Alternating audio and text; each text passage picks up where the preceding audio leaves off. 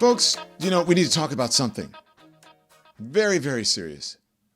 I'm coming to you with some breaking news now. U.S. President Donald Trump has declared war. No, not on Iran, not on China, not on Russia or North Korea or Canada. Donald Trump has declared war on penguins.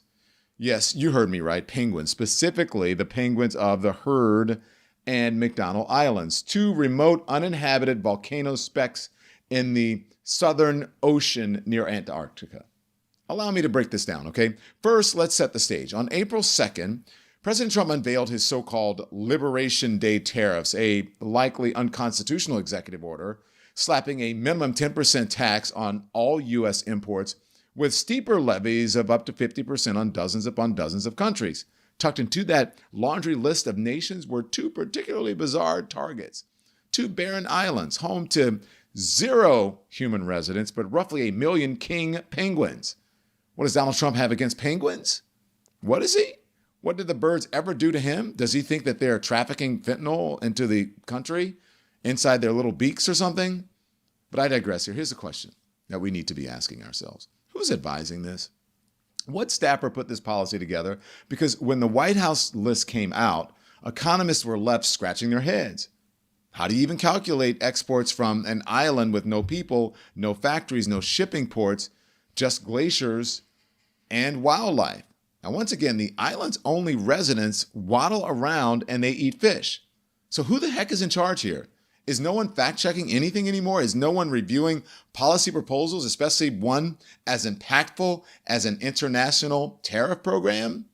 Think about it. This rollout obliterated global markets. The S&P 500 plunged over 10% following the announcement. The Dow Jones lost thousands of points, and the NASDAQ tumbled into bear market territory. And while White House trade advisor Peter Navarro insisted there'd be no recession. Now, I know it seems a little silly to hyper-fixate on the penguins amidst all this turmoil, but it is really quite jarring that no one can explain how or why the White House declared economic warfare on flightless birds.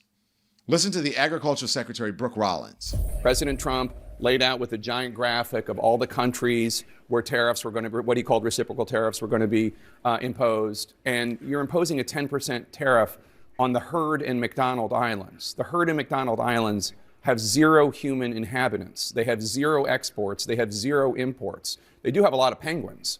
Why are you putting import tariffs on islands that are entirely populated by penguins? Well, I mean, come on, Jake. Obviously, here's the bottom line. We live under a tariff regime from other countries. We have too long the McDonald Islands is not imposing the idea that America goes first. I mean, come on.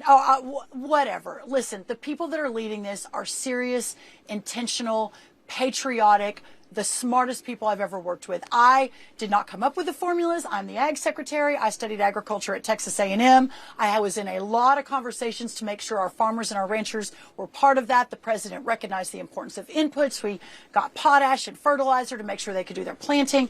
But I have no doubt that I speak on behalf of President Trump when he would say he has the utmost confidence in the team and what they have built and what they have put together. And we are unleashing a new golden age, and we will see an economy that will benefit not just every corner of America, but our farmers and our ranchers and the people that have been left behind for far too long by both Republicans and Democrats. She couldn't even try to answer the question.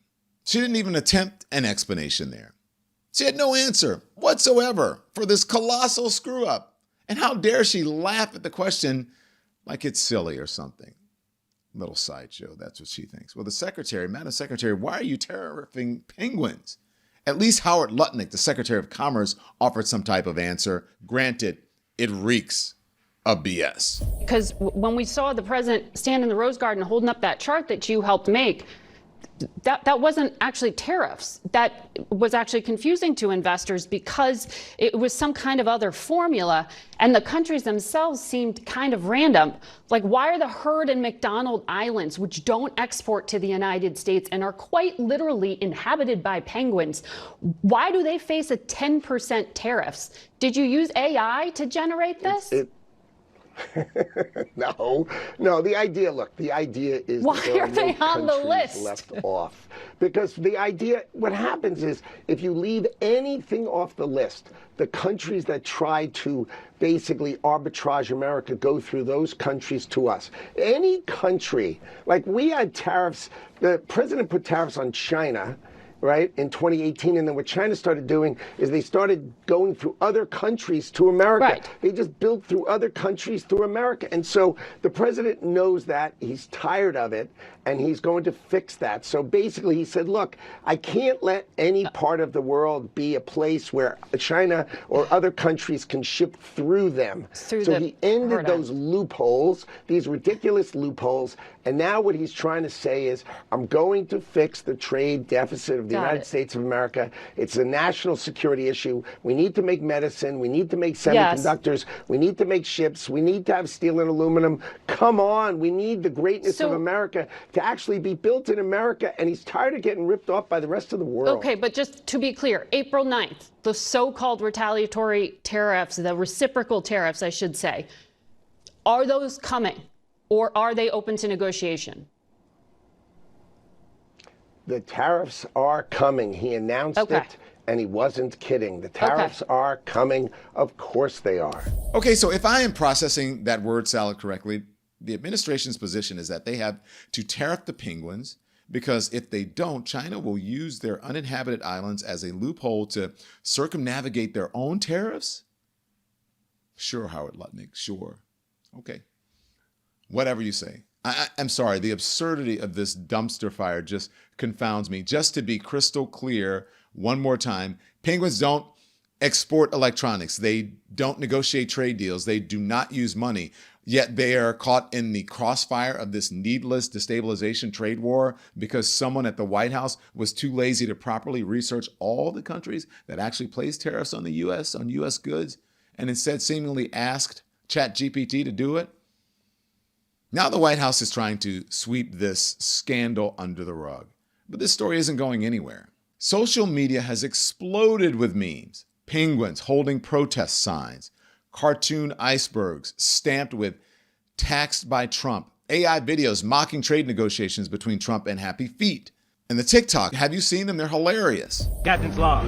Embarking into hostile environment. Walking. We'll need to win the hearts and the minds of the natives. Rico, we'll need special tactical equipment. We're gonna face extreme peril. Private probably won't survive.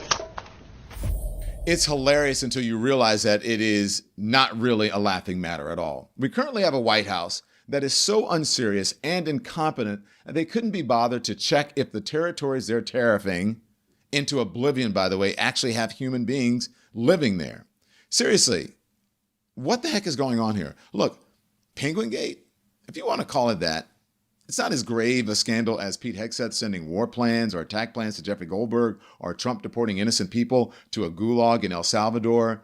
There are far worse things happening right now. But Trump's war on penguins is still worth talking about. This fiasco underscores the dangers of unchecked executive power and the perils of using sweeping economic tools without proper regard for their ramifications. It is a reminder that in our interconnected world, a dumb decision made in Washington can chill the waters of Antarctica, figuratively speaking, of course. If we want to protect American interests, we need smart, strategic policies, not stupid stunts that tank the stock market. We need to stick to trade tactics that don't return the global world order to the 19th century. We need to negotiate with our allies. We need to treat them fairly and communicate in good faith, because if we don't, the penguins won't be the only ones left out in the cold.